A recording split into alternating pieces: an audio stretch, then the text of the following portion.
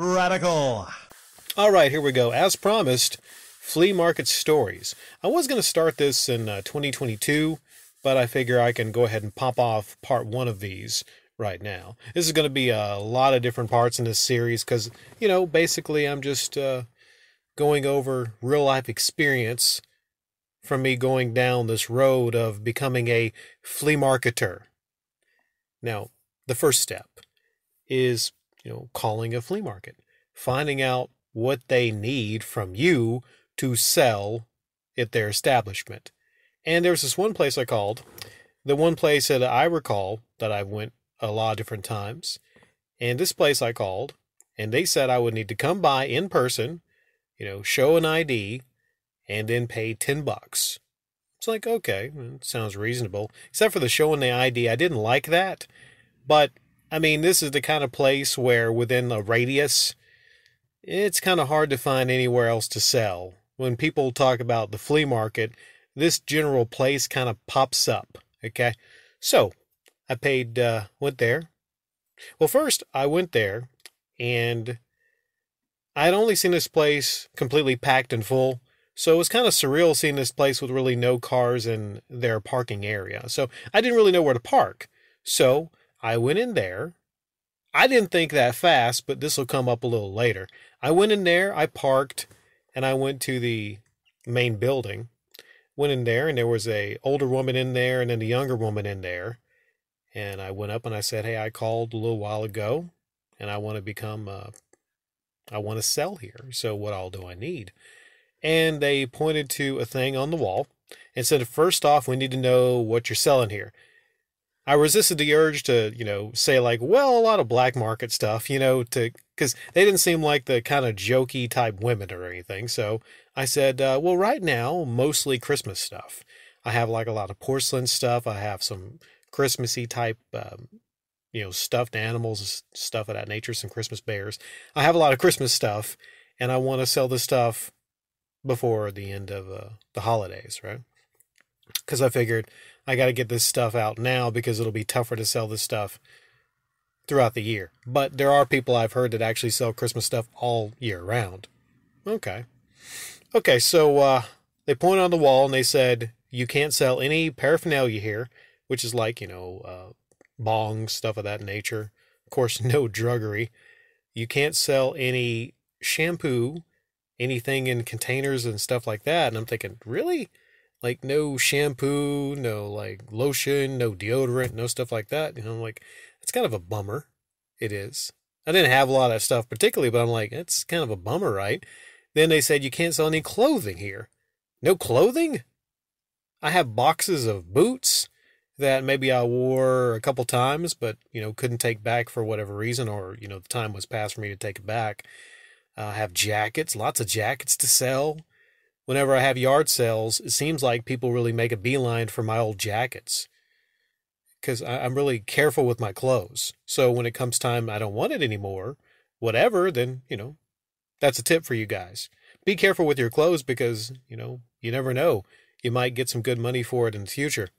So those three things right there, and there was some other things where I'm like, damn, really, I can't sell that. I can't sell that. I didn't say these things, but I said, well, it's fair and reasonable. So I paid my $10. I presented my ID. They did a photocopy of that. And then they quickly showed me like the layout of the place. They showed me where I would be, which is A something, A or K, I'm not sure. They showed me where I would be, basically. And then they're explaining to me the process, how I should get there early as possible, so, it's easier for me to set up and everything. All this stuff they're saying to me. And I say, okay, so you said earlier on the phone that you're booked a lot, but you're not booked tomorrow? And they said, no, we have some opening tomorrow. Otherwise, why would they hand me the thing that tells me where I would be selling? Makes sense, right? Okay. Well, what happens is of course I pay the $10 and then I try to get some info and they say, be back at around 6:30 tomorrow and you'll pull your vehicle into this spot and everything like that. And I did ask if, they could walk me out to the area and, show me the area. But, it was close to their closing time. I was like, okay, that's reasonable. I got you. I understand that. And then I said, on my way out before, can I walk out to that area and take a look at it? And then they said, well, we're about to close. Uh-huh. So I can't go out there. What, they think I'd be there for a while? I don't understand that. Because it may be like 10 to 4, and the area was not but maybe a minute away.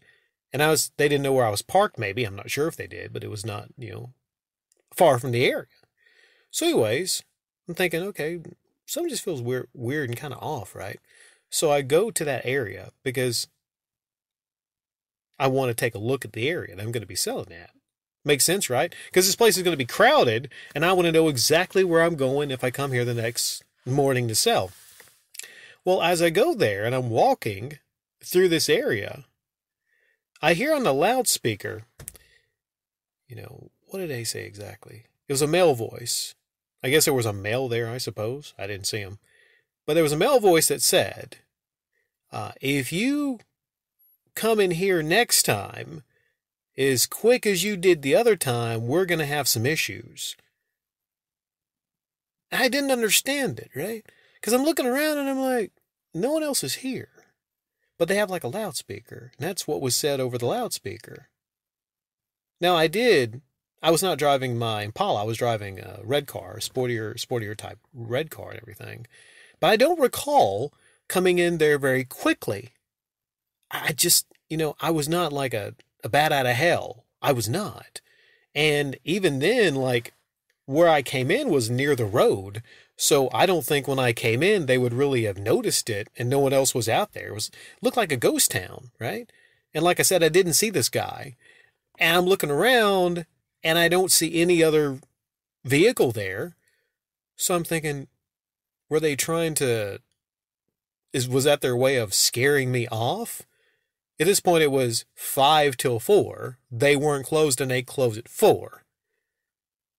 Had to be directed to me because I didn't see anyone else around. So I thought that was kind of weird. That was the first step, okay? There's many more installments of this, and I think the following weekend, that was the same weekend, I believe, but yeah, it gets really interesting. Trust me, this gets very interesting.